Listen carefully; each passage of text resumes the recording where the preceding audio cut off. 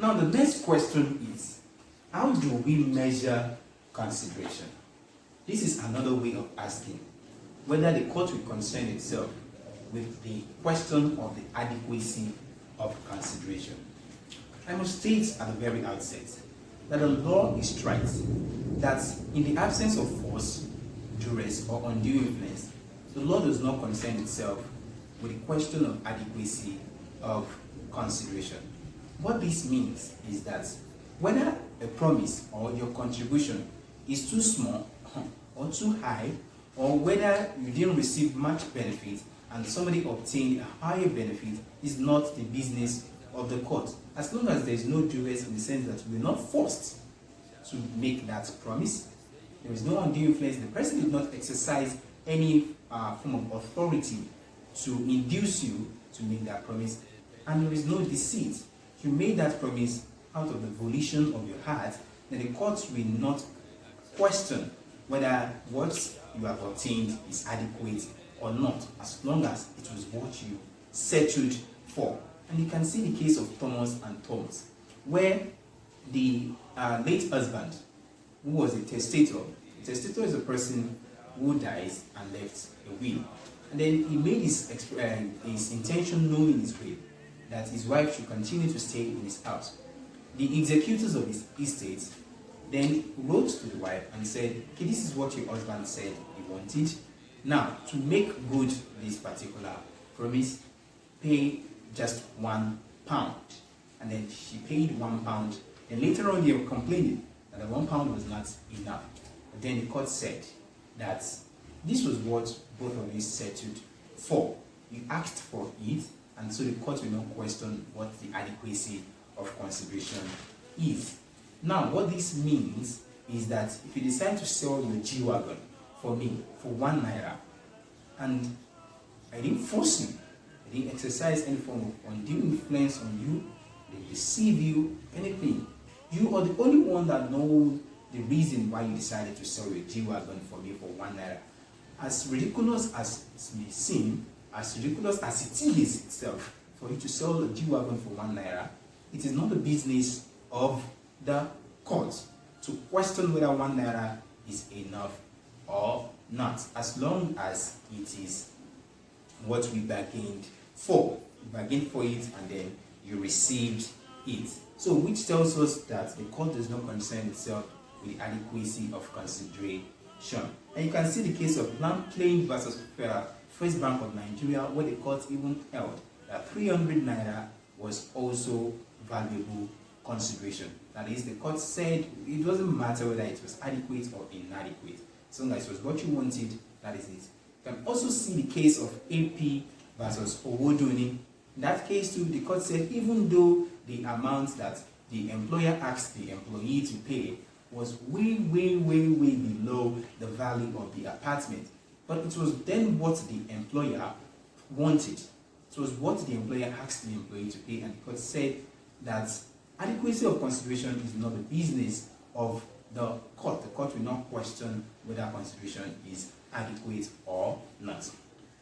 Then the question is, even though the court does not concern itself with the question of the adequacy of consideration, does it then mean that any form of consideration will fly? No. If the consideration is too vague, if the consideration is tenuous and cannot determine the consideration, the court can question not whether it is adequate, but whether it is sufficient. It then means that, yes, adequacy of consideration is not the business of the court, but sufficiency of the consideration is the business of the court. Let me quickly also state that the philosophy behind the refusal of the courts to question the adequacy of consideration also goes to the root of the principle of law of freedom of contract.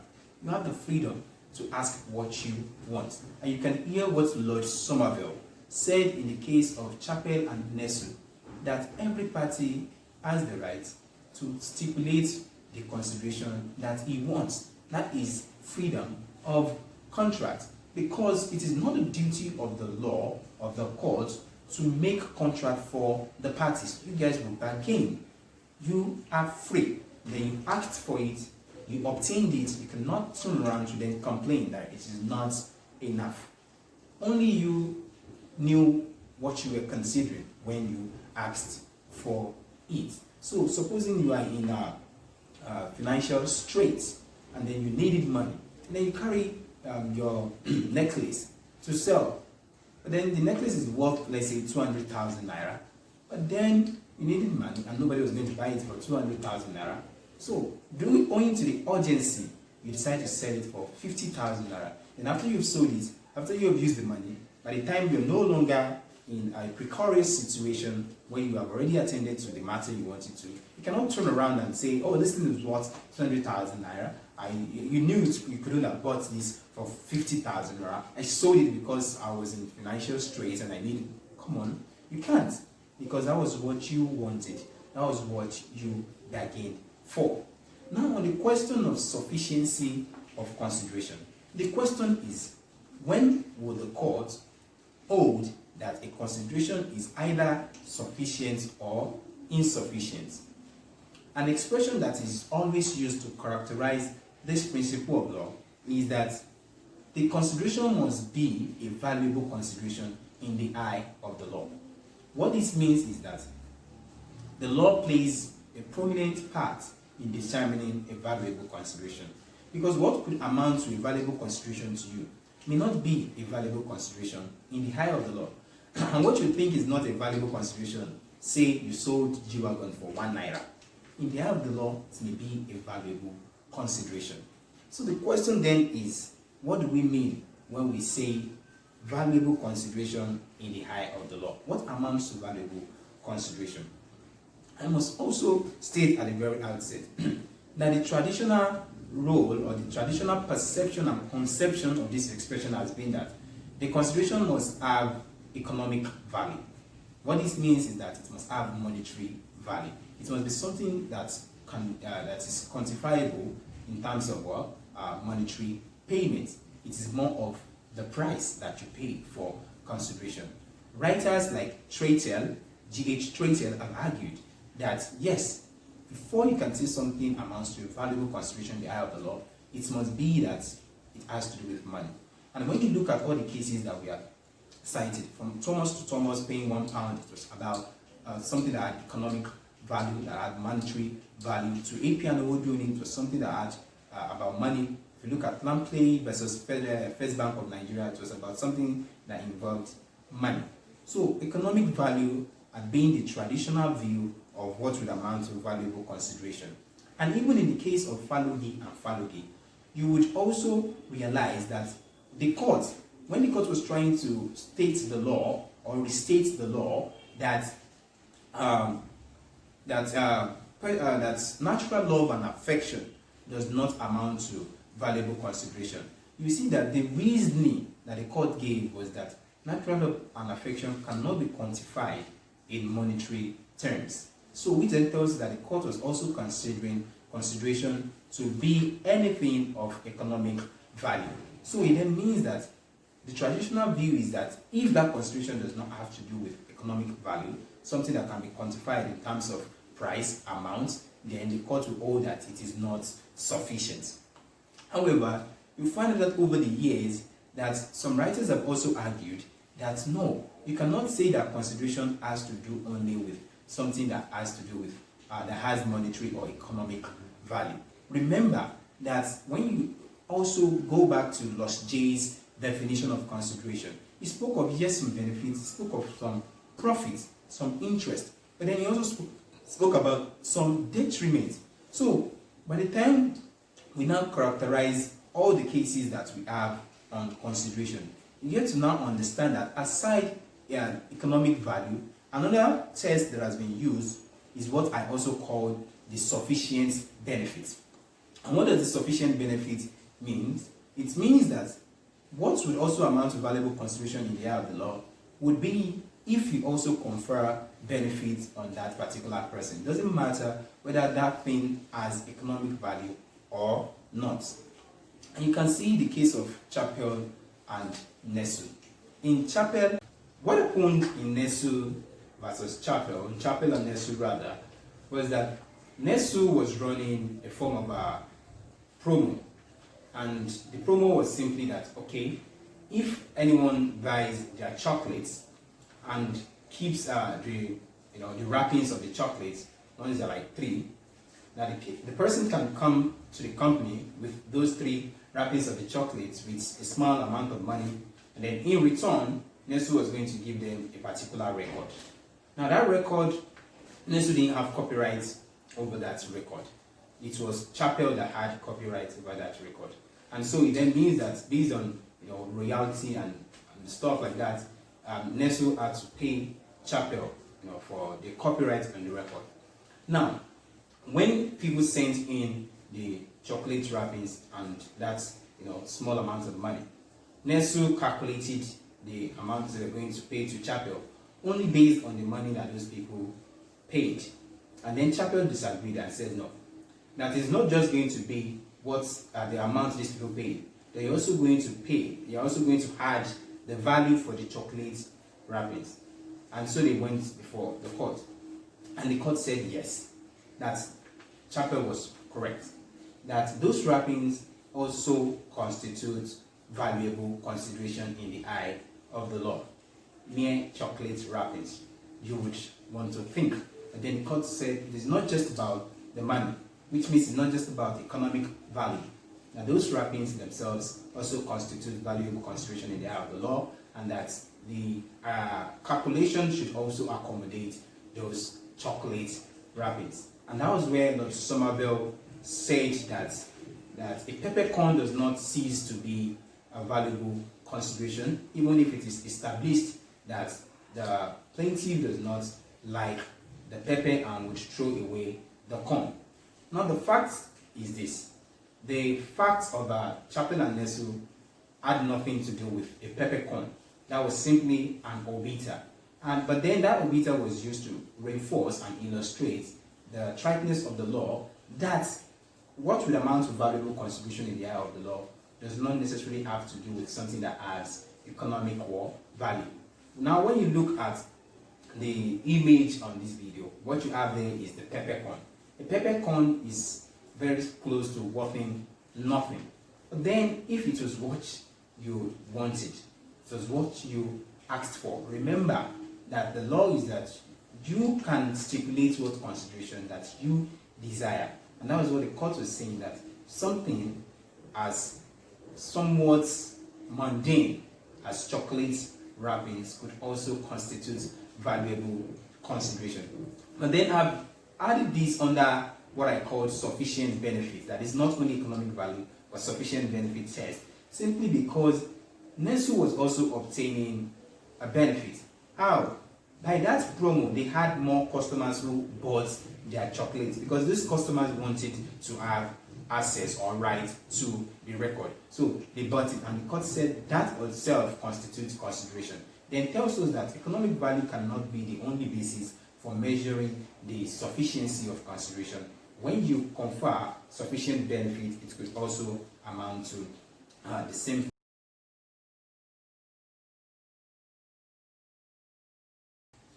Aside sufficient benefit test, if you also look at the cases, you also realize that sufficient detriment can also satisfy the sufficient consideration, or what is known as valuable consideration in the eye of the law. What this means is that if what I've done is that I suffered a detriment as a result of your promise, then that would also amount to valuable consideration, even though it does not have any form of economic value. And with this, it was stated in the case of Williams versus Lawfrey Brothers, a case we are still going to examine side by side the decision in Stick and Merrick. But for now, just know that the court said that detriment, sufficient detriment, could also constitute valuable consideration. And also, if you look at the case of Femstone versus Bainbridge, the case of Femstone versus Bainbridge was about the fact that Femstone had 2 boilers, and when he had 2 boilers, Bainbridge walked up to him and said, "Let me weigh these boilers." Then Femstone handed the boilers to Bainbridge with the understanding that Bainbridge was going to bring it back in good condition. Then Bainbridge went ahead, dismantled it, but at the point found that it was useless. and so you returned it to Femstone without coupling them back together, and it's returned it to Femstone without putting it in good condition as agreed. Femstone brought an action, and then Bainbridge's argument was, well, you haven't furnished any consideration. And then the court said, Femstone had furnished consideration because it suffered a detriment. And what is the detriment? The court said that he parted with something that he could have kept. And so if you part with something you could have kept, you could also suffer consideration. No matter how useless you may think that particular thing is, after all, a peppercorn constitutes valuable consideration, and something as mundane as chocolate wrappings constitutes valuable consideration. Then tells you that what? Sufficient detriment will also amount to valuable consideration in the eye of the law. Also on sufficient detriment, you can see the case of I versus Brooks, which also had to do with a guarantee, and then they found out that the whole thing was even useless from the beginning, and then it was like, well, you haven't furnished any consideration. The court said they have furnished consideration, they parted with something that they could have kept. So let's say I have something that I could have kept, no matter how useless you may think it is, if I part away with that thing, basic as a result of your promise, you're the one that knows what you saw in that particular thing. When you asked for it, you demanded it, and then you gave it to me. I parted with something that I could have kept. You also take a look at all the examples and illustrations I made about selling earpiece, buying that bottle of Sprite. You find out that it was a battle of give and take.